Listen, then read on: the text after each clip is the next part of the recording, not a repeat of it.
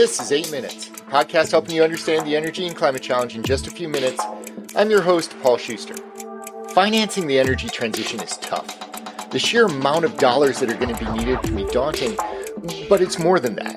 Some of the technologies being proposed, such as hydrogen or virtual power plants or nuclear fusion, these are still maturing technologies, and private financing is often risk-averse from backing such new opportunities.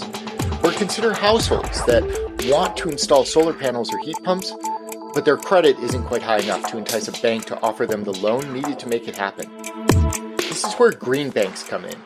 These quasi-public institutions bridge that financing gap and make more projects happen faster. Today, I'll discuss a bit about how these specialized institutions work and the impact that they're having on the energy transition. 8 minutes. It's how long it takes the sun's rays to hit Earth, or about how long Atlanta Falcon fans enjoyed this past week's NFL draft. Not a lot of happy faces in Georgia after the Falcons bungled their first round pick. Anyways, let's get it on.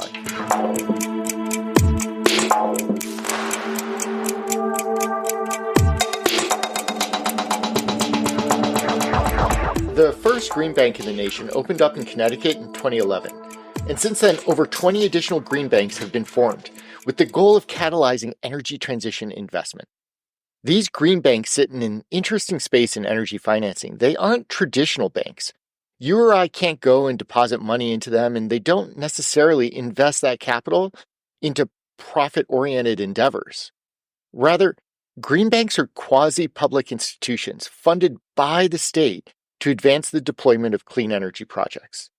Given some of the challenges that these projects can have in obtaining capital through traditional private channels, green banks enable projects to get over that financing hump and actually get developed.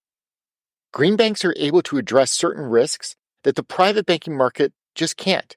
Private institutions are set up as profit-making entities, so they look at projects with a certain lens. Green banks, though, are designed to deploy clean energy technologies, to break down barriers to equitable access, to increase local economic development through the clean energy economy. That's not to say that they give money away, but they're willing to backstop projects that ordinary banks may not want to. Consider the DC Green Bank, which offers a commercial property assessed clean energy program, a CPACE program.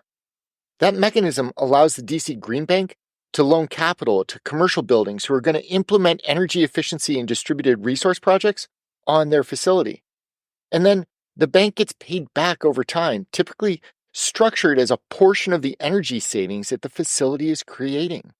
Or think about households that want to invest in solar or heat pumps, but their credit rating is too low for traditional financing. This is where green banks step in to provide a credit backstop, essentially ensuring that the bank that does provide the loan is going to get paid at the end of the day. If the homeowner defaults, the green bank steps in and pays on their behalf. Or green banks can provide low-cost lending for clean energy projects that, for whatever reason, can't find similar capital through traditional channels.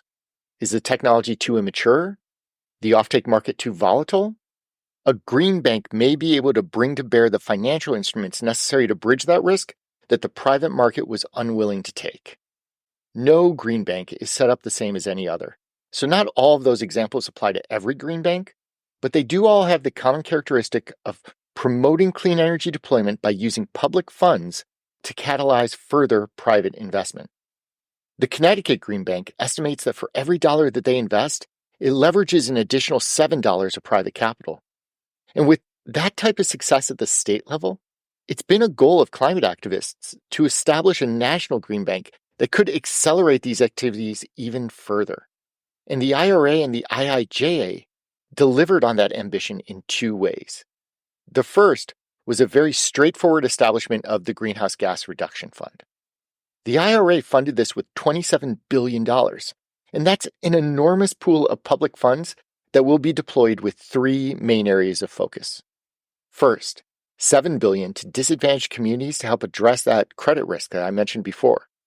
An additional $8 billion in direct loans to those communities, even beyond that credit backstop. And $12 billion to directly help finance greenhouse gas reduction. So I'm reading that as direct loans to projects to get them off the ground. The EPA, tasked with administrating the Greenhouse Gas Reduction Fund, announced $20 billion in awards to 8 fortunate recipients just earlier in April. The ambition is that these funds will spur tens of thousands of clean energy projects with a goal to reduce greenhouse gas emissions by 40 million metric tons per year. And the remaining $7 billion was announced last week as under the Solar for All initiative, which is designed for low-income and disadvantaged households to access solar energy. Those federal dollars could unlock hundreds of billions of dollars in additional private investment. In addition to the Greenhouse Gas Reduction Fund, though, the federal government, through the IRA, but also through the Infrastructure Investment and Jobs Act, also opened up additional capital, a lot of additional capital. Here, the IRA tapped the Department of Energy's Loan Program Office, the LPO, as a catalyst for these investments. Under its original authority, the LPO had a ton of money, but relatively limited ability to use it. They were kind of stuck doing two things, either providing a loan guarantee for a borrower who takes out a loan from a private lender, or backstopping a direct loan to the project that comes from the federal financing bank. And the LPO was limited to just those projects that were using innovative, not yet commercialized energy technologies. What the IIJA did was to widen the scope of what the LPO could invest behind. Now, any project that reduces greenhouse gases can be eligible for support. And what the IRA did was supercharge that effort by dropping an additional $40 billion on top of the $70 billion or so that the LPO already had. Those two pieces of legislation kind of set the LPO up to be something of a shadow green bank. Okay, probably the wrong word to use, but the point is that the organization has immense ability to fund technology into projects that, quite simply, would never have been capitalized otherwise. Whether green banks are managed at the state level or through these federal organizations, they play an important role in the energy transition.